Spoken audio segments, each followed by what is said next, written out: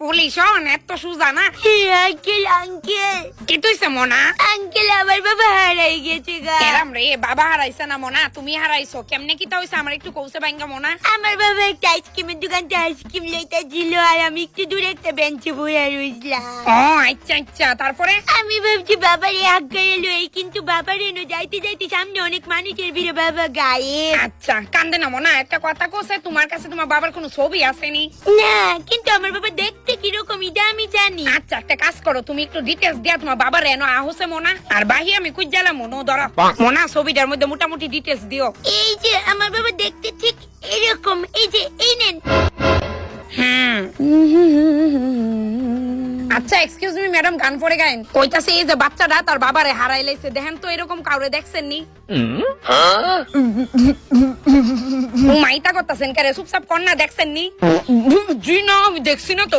চলো মনে হয় অন্যখানে। আজকালকার মানুষের মধ্যে মনুষ্যত্বই নাই। আমার বাবা কই?